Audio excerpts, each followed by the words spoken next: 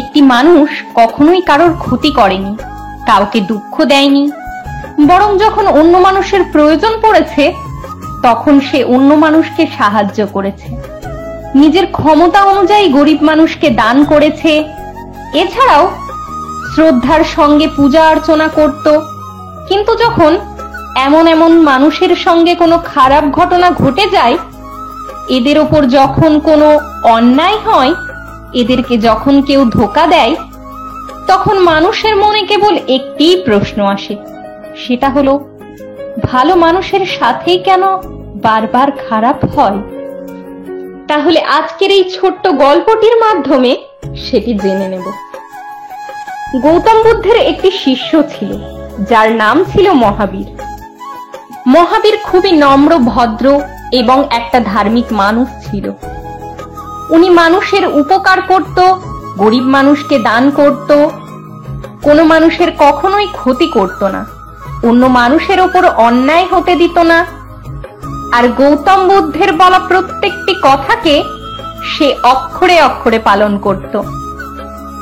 যেমন কাউকে খারাপ কথা বলা যাবে না, হত্যা করা যাবে না, চুরি করা যাবে না, খারাপ কোনো কাজ করা যাবে না, এবং কোনো রকমের কোনো নেশা করা যাবে না।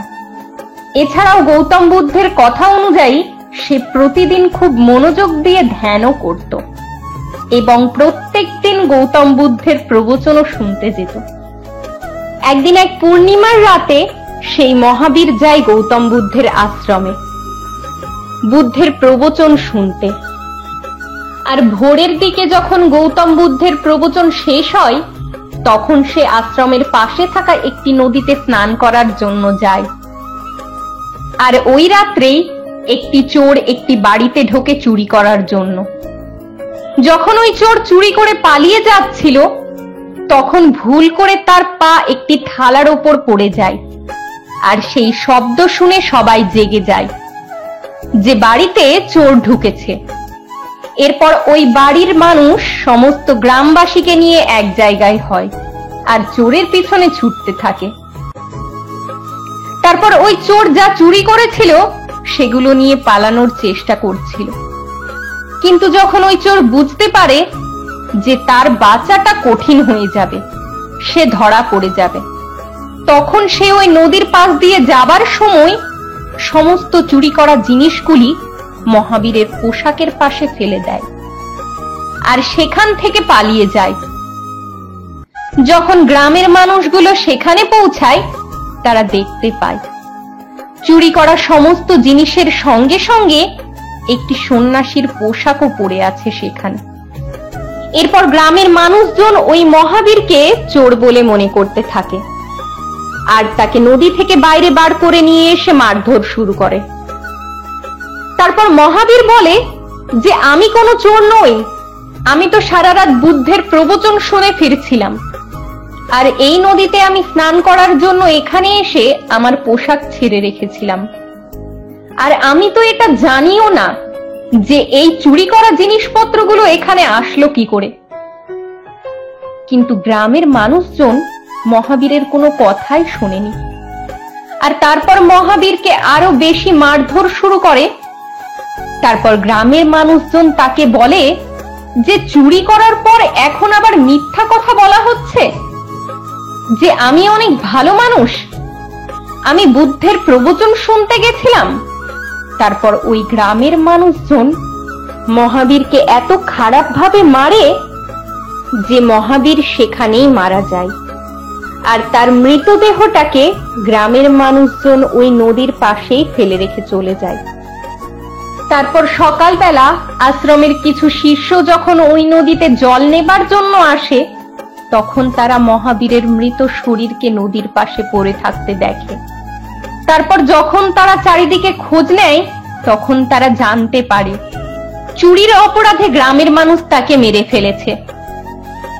এরপর ওই শিষ্যগুলো আশ্রমে ফিরে গিয়ে গৌতম বুদ্ধকে এই দুঃখের ঘটনাটা বলে যে আপনার খুবই প্রিয় একটি শিষ্যকে মানুষজন চুরির অপরাধে মেরে ফেলেছে। মহাবীরকে সেই শাস্তিটা পেতে হয়েছে যে অপরাধটা সে করেইনি। তারপর গৌতম বুদ্ধ প্রত্যেকটি শিষ্যর কথা মনোযোগ দিয়ে শুনছিল। তখন একটি শিষ্য গৌতম বুদ্ধকে জিজ্ঞাসা করে, প্রভু, এই কথাটা তো আপনিও জানেন, আপনার ওই শিষ্যটা কত ভালো ছিল, সে কখনোই কারোর সাথে খারাপ ব্যবহার করেনি, তাহলে তার সঙ্গে এত খারাপ কেন হলো? তখন গৌতম বুদ্ধ বলেন, আমার ওই শিষ্যটি সত্যিই অনেক ভালো ছিল, কিন্তু আজ যা কিছু তার সাথে হয়েছে সেটা তারই কর্মের ফল, যা সে আমার শিষ্য হবার আগে করেছিল। আমার শিষ্য হবার আগে বারাণসীর একটি রাজপ্রাসাদে মহাবীর কাজ করত, আর সেখানে একটি বাজার ছিল, যে বাজারে পৌঁছানোর জন্য একটি জঙ্গল পার করতে হতো। আর ওই জঙ্গলের মধ্যে কিছু ডাকাত ছিল। ওই জঙ্গলের মধ্যে দিয়ে যেই মানুষগুলো যেত, ওই ডাকাতগুলি তাদের জিনিসপত্র চুরি করে নিত। এরপর ওই বাজারের সবাই রাজার কাছে এসে অভিযোগ করে। তারপর বারাণসীর ওই রাজা মহাবীরের সাথে কিছু সৈন্য দিয়ে মানুষকে জঙ্গল পার করার কাজে লাগিয়ে দেয়। আর তারপর থেকে মহাবীর তার কাজ সততার সাথে করতে লাগে।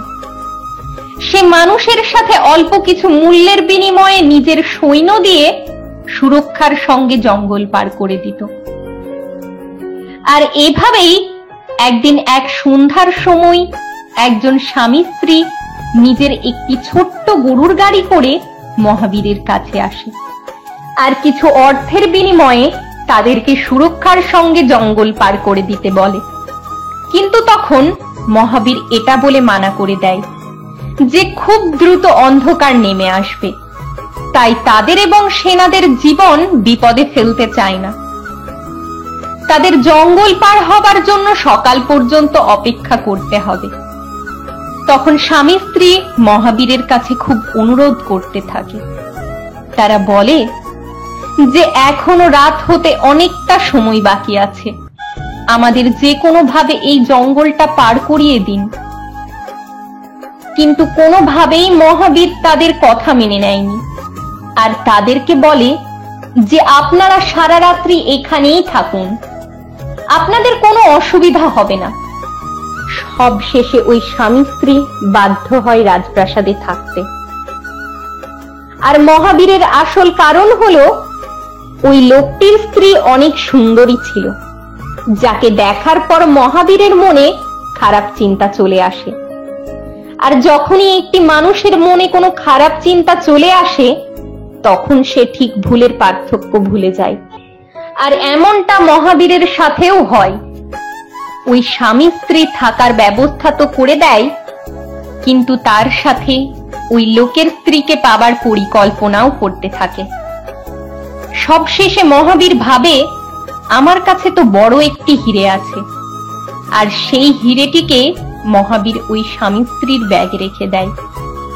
সকাল হবার সঙ্গে সঙ্গে মহাবীর নিজেই চিৎকার করা শুরু করে দেয় আর বলে, আমার খুবই মূল্যবান একটি হিরে চুরি হয়ে গেছে। আর এরপরে মহাবীর সৈন্যদেরকে আদেশ করে যে প্রত্যেকটি মানুষের তল্লাশি নেবার পরে তাদেরকে এখান থেকে যেতে দেওয়া হবে।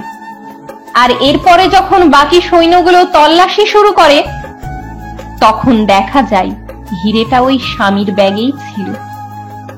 এরপর মহাবীর ওই লোকটিকে এটা বলে যে আমি আপনাদের থাকা খাওয়ার ব্যবস্থা করেছিলাম, আর আপনারা আমার সঙ্গে বেইমানি করলেন। এই বলে ওই লোকটিকে মারধর শুরু করে। আর অতিরিক্ত মারধরের কারণেই ওই লোকটি সেখানেই মারা যায়। আর এরপর মহাবীর নিজের ক্ষমতার জোরে ওই লোকটিকে নিজের স্ত্রী করে নেয়। আর এরপরে যখন মহাবীর তার ভুলটা বুঝতে পারে, তখন সে সবকিছু ছেড়ে সন্ন্যাসী হয়ে যায়। কিন্তু সে এখন যতই ভালো কাজ করুক না কেন, তার ওই পাপের শাস্তিটা সে এখন পেয়ে গেছে। আর মহাবীর সেই অপরাধেরই শাস্তি পেল, যে অপরাধটা সে কখনো করেনি। এর কারণ হলো সে আগে একটি মানুষকে শাস্তি দিয়েছিল, যে মানুষটা কোনো অপরাধ করেইনি। আর মহাবীরের আগে করা কর্মের ফলই তাকে আজ পেতে হলো। তারপর গৌতম বুদ্ধ বলেন, যদি কোনো ভালো মানুষের সাথে খারাপ কিছু হয়, তাহলে কোনো না কোনো ভাবে এটা তারই কর্মের ফল। হয়তো সে অতীতে জেনে অথবা না জেনে কোনো ভুল করেছে, অথবা এমন কোনো ভুলের শাস্তি সে পেয়েছে যে ভুলটা সে ভবিষ্যতে করবে, আর তার শাস্তিটা উপরওয়ালা তাকে আগেই দিয়ে সাবধান করতে চাইছে।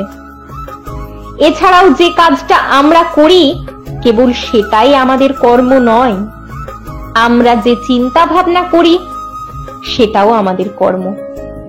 আর অনেক সময় আমাদের চিন্তার কর্মের শাস্তিও আমাদের পেতে হয়। তাই আমাদের উচিত ভালো কর্ম এবং ভালো চিন্তা ভাবনা করা। সর্বদাই ভালো চিন্তা ভাবনা করুন এবং ভালো কর্ম করে যান। আমাদের এই ভিডিওগুলি কেমন লাগে তা অবশ্যই কমেন্ট করে জানাবেন। সবাই ভালো থাকবেন, আবার দেখা হবে।